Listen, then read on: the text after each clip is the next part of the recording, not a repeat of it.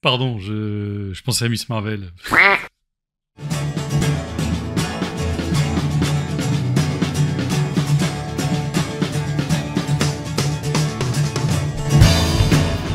Hello et bienvenue sur Marvelous. Et oui, j'ai même plus besoin de le dire parce que vous l'avez tellement entendu que maintenant c'est ancré dans votre tête. Aujourd'hui, on se retrouve pour une analyse de personnage qui va faire couler beaucoup d'encre parce qu'il y a beaucoup de détracteurs de ce personnage et il y a des gens qui l'adorent. Et moi, où est-ce que je me situe là-dedans? Vous allez très vite le savoir. Ce personnage, c'est donc Kamala Khan, alias Miss Marvel. Alors, on va tout de suite commencer par la carte identité. Kamala Khan en alter ego à la 5 de rec. C'est énorme, 5 de rec. Ça veut dire que, a priori, les mecs de FFG ont compris qu'on allait devoir beaucoup se retourner avec Kamala Khan. Et vous allez voir que de toute façon, toute sa mécanique va aussi reposer là-dessus. Alors, 5 de rec, c'est un inhumain. Il n'y en a pas beaucoup des inhumains. Là, de tête, en tout cas dans les héros, je crois que c'est la seule pour le moment.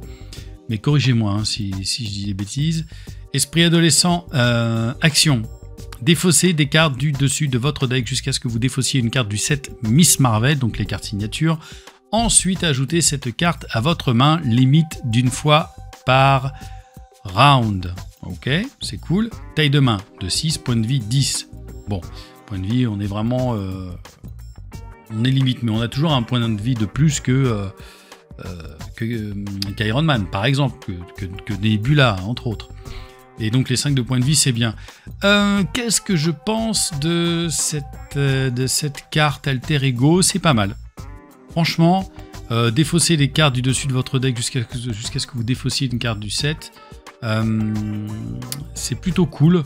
Ça va vous permettre d'aller chercher les fameux soutiens, les fameux événements qu'on a derrière. Moi j'aime bien, je me dis qu'à chaque fois que vous allez faire un tour en Kamala Khan, vous aurez une taille de main de 7. Donc a priori, je trouve que c'est pas mal comme pouvoir. Et maintenant, Miss Marvel, le héros, taille de main de 5, qui réduit donc de 1. Contrôle 1, à chaque fois je suis étonné de ces stats. Contrôle 1, attaque 1, défense 1.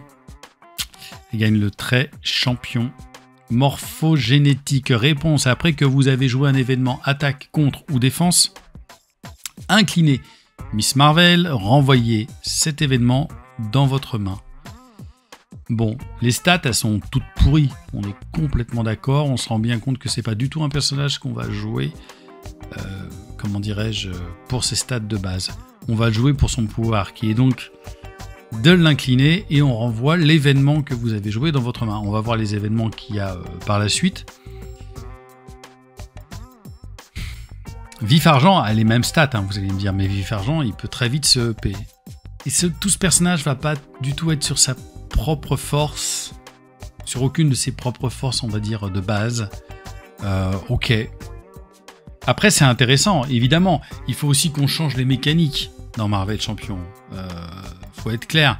Il y a quand même dans l'idée, si on joue toujours les mêmes personnages, toujours les mêmes héros et qu'ils ont toujours la même façon de fonctionner, on va vite s'emmerder à jouer avec tous ces personnages qui auront toujours le même délire, quoi, le même setup. Là, au moins, ça change. On peut quand même le reconnaître. Maintenant, ce qui est compliqué, c'est le fait d'incliner malgré tout un personnage. Ça coûte un petit peu cher. Donc s'il y a des moments où on veut virer un état tenace ou un petit point de contrôle, on va pas pouvoir. Voilà. Il faut vraiment qu'il y ait des cartes derrière événements ou signatures, donc des cartes signatures ou événements, signatures dans les cartes, des cartes événements, pardon, dans les cartes signatures, qui doivent être vraiment très fortes. Et on va voir ça tout de suite. Son allié signature dague rouge pour 3, donc 2 de contre, super, 2 d'attaque, 1 point de dégâts consécutifs pour chaque utilisation, 3 points de vie. Ok, donc potentiellement il peut faire donc 6 de contre ou 6 d'attaque, c'est pas mal. Interruption quand dague rouge est vaincu. Dépensez 2 ressources de différents types, infligez 2 dégâts à un ennemi et renvoyez dague rouge dans votre main. Ok. C'est pas mal. Franchement, c'est pas mal. Quand il est vaincu, si vous dépensez ces 2 ressources de différents types, c'est attention de bien noter ça. 2 dégâts à un ennemi, bon, pour 2 ressources, c'est pas terrible. Mais au fond, dague rouge revient dans votre main. Donc, ça vous refait gagner une ressource. Et vous pouvez potentiellement le rejouer derrière. Je trouve que c'est un bon allié. Personnellement, il me hype pas de fou, mais au moins dans ses stats de base sont belles. Et si on peut dépenser ces 2 petites ressources, bon, voilà. Je pense qu'il y a possibilité de le rejouer aussi derrière tout de suite, si jamais il y a un gros ennemi qui peut permettre de tanker. Moi, je trouve que c'est pas trop mal. Je le trouve assez intéressant, dague rouge. Alors, les améliorations de Miss Marvel, il y en a donc 3, et il y a aussi 3 soutiens. Je crois que c'est le seul personnage qui a 3 améliorations et 3 soutiens. Les améliorations, pour 2, on a l'amplification. Donc c'est pareil, hein, oui, voilà, c'est... Non, pas ça. Ces deux améliorations-là fonctionnent, mais sur le contre ou l'attaque. Conditions, super pouvoir, interruption de héros, quand vous jouez un événement attaque, incliné amplification, augmenter de 2 la quantité de dégâts infligés par cet événement. C'est cool. Et là, c'est la même chose, incliné réduction, augmenter de 2 la quantité de menaces retirées par cet événement. A priori, c'est pas mal, parce qu'on va voir les événements derrière. Évidemment, il y a le deck building qui vous permettra ensuite d'avoir ce genre d'amélioration. Ce qui vous permettra d'utiliser au mieux ces améliorations. C'est pas mal. Franchement, pour 2, de pouvoir à chaque fois augmenter de 2, soit de retirer des contres, ou de 2, de mettre des dégâts, ça peut avoir de la gueule. On a ensuite un costume polymère biocinétique, c'est une armure, ressource de héros, incliner le costume, générer une ressource vibranium pour un événement. Hein. Donc c'est le générateur de ressources qu'on attend un peu habituellement chez les héros de Marvel Champion. C'est cool, donc ça va nous permettre de pouvoir réduire le coût de ces événements. Là on voit les événements signature, coûte 2 ou 0, donc on va pouvoir jouer ça plutôt bien et penser ensuite au pouvoir de Miss Marvel. Mais on va y venir tout de suite, on va d'abord regarder ses soutiens. Pour 1, Amir Khan, alors tous les soutiens coûtent 1. Ce qui est intéressant malgré tout dans le deck de Miss Marvel, dans les cartes signatures, c'est qu'elle ne coûte pas cher du tout. Action, alors c'est un individu, action d'alter ego, inclinez Amir Khan, placez une carte de votre pile de défausse sous votre deck, ensuite piochez une carte. Alors,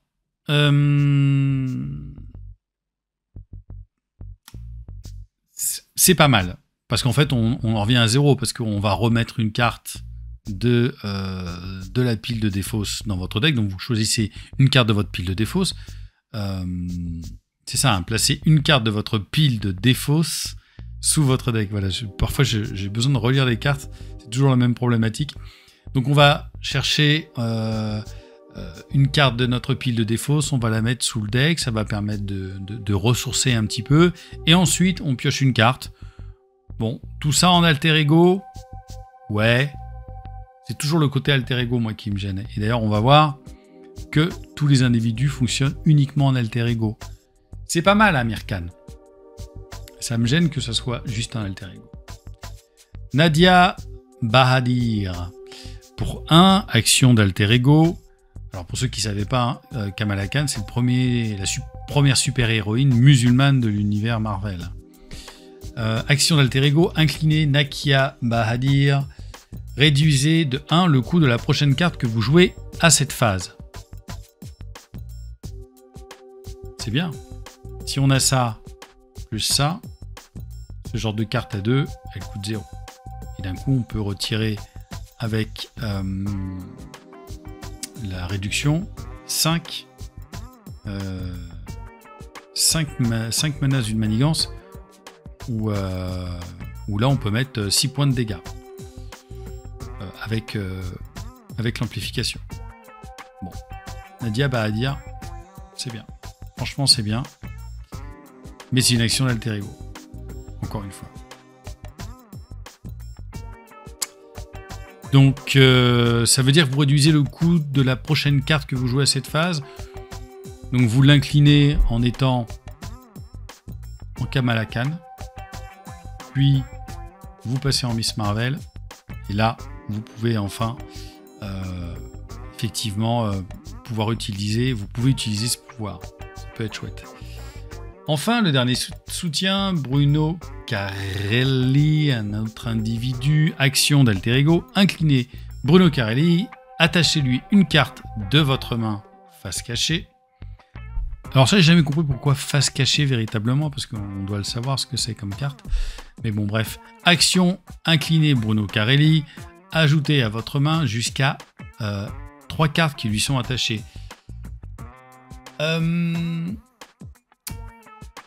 Alors effectivement, l'action, la première action, c'est une action d'alter ego. Hein. L'autre action, c'est à n'importe quel moment. Donc c'est ça qui est intéressant. C'est pas mal. Allez, c'est pas mal. Faut avouer. Lui, c'est bien parce qu'il va vous permettre de stocker un petit peu. S'il y a une carte dont vous n'avez pas besoin, que vous ne pouvez pas jouer tout de suite, ou que par exemple, vous avez joué, alors vous ne pouvez pas le faire en étant en alter ego, mais s'il y a une carte que vous pouvez pas jouer maintenant, que vous sentez qui peut valoir le coup d'être joué plus tard, comme un petit événement, ou vous avez joué en Miss Marvel un événement, vous vous êtes incliné, cet événement est revenu dans votre main, vous repassez en Kamala Khan, et Bruno, lui, vous l'inclinez et vous allez chercher une autre carte que vous mettez en dessous. Donc ça peut être intéressant dans ce sens-là. Voilà. Mais de toute façon, c'est vrai qu'elle va revenir souvent. Avec ses 10 points de vie et ses 5 de rec, elle peut revenir assez souvent. Ça peut avoir du sens. Et enfin, les 3 événements. Donc on a pour 0, marge de manœuvre en 2 exemplaires. Défense, super pouvoir. Interruption de héros. Défense, quand vous êtes censé subir n'importe quelle quantité de dégâts. Prévenez 3 de ces dégâts, piochez une carte. C'est bon. C'est vachement bon. Parce qu'elle est quand même... Elle est épaisse comme une portière de Solex, Miss Marvel. Ça va l'aider. Je sais, il n'y a pas de portière à une Solex. Un Solex, c'est dire si... Et d'ailleurs, peut-être qu'il y a certains d'entre vous qui ne savent même pas ce que c'est un Solex. Et c'est là qu'on voit que je suis vraiment très très vieux. Bon bref, double pouvoir pour cette carte pour 0. Bon, vous piochez une carte, c'est bien. Hein. Et puis vous prévenez 3 dégâts, bon, c'est encore mieux. Donc, dites-moi si cette histoire de défense, est-ce que c'est uniquement lorsque le héros a défendu? Parce que il peut y avoir une double lecture. Il y a plein de cartes où c'est marqué une fois que votre héros a défendu. Et là, c'est juste défense. Ça dépend. Alors après, quand on se met d'accord, je crois qu'il y a une règle qui est dite dans le jeu. Quand vous avez un doute, il faut se mettre d'accord entre tous les joueurs. Quand vous êtes en solo, il faut vous mettre d'accord avec vous-même. Moi, je trouve que c'est une très bonne carte. Se faufiler un autre événement pour 2. Donc, compétence contre. Retirer 3 menaces d'une manigance. Et les mains démesurées, c'est infliger 4 dégâts à un ennemi. Donc avec cette réduction, avec cette amplification, donc on met 6 de dégâts avec les mains démesurées. Et avec cette réduction, on peut retirer jusqu'à 5 menaces d'une manigance. Alors, sur un tour, ce qui va être sympa, ce qu'on va voir, c'est ça. C'est qu'on va avoir Miss Marvel. On va jouer, pourquoi pas, cette carte-ci avec ça pour 1. D'accord? Et on va l'amplifier. Donc on va retirer 3 menaces d'une manigance. Jusque là, vous suivez. Et quand on a joué un événement, attaque contre ou défense, on incline Miss Marvel, on renvoie cet événement dans votre main. On l'incline, on récupère de nouveau ça. Et on peut le rejouer, bien évidemment, une nouvelle fois si on a les ressources suffisantes. Ce qui fait que sur un tour, avec 2 fois la même carte, là vous allez pouvoir retirer jusqu'à 8 manigances. Donc c'est très fort. La même chose ici avec les mains démesurées. Les mains démesurées, on va faire une première fois à 6 de dégâts et la deuxième fois à 4 de dégâts, donc 10 points de dégâts. Il faut quand même reconnaître que c'est pas mal. Donc là, peut-être que ça commence à avoir du sens, Miss Marvel, quand on l'étudie un tout petit peu plus en profondeur. Alors, qu'est-ce qu'il en est de ces notes? Est-ce que je vais mettre tout le monde d'accord ou pas du tout? Est-ce que ces deux clans vont continuer de se frapper entre eux? Pour moi, Kamala Khan, le personnage, la carte identité, je lui mets 3. 3 sur 5, parce que je trouve qu'effectivement, ça vaut le coup. L'alter ego est pas trop mal. On va de toute façon pouvoir aller chercher une carte de son set. Alors, en revanche, ça veut dire que va peut-être falloir penser à réduire votre deck au maximum, c'est-à-dire à être à 40 cartes, quoi.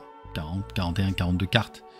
Parce que l'idée, c'est de piocher un maximum de cartes qui vous concernent dans le set, dans les cartes signatures. Sinon, vous allez meuler votre deck et vous n'allez pas aimer.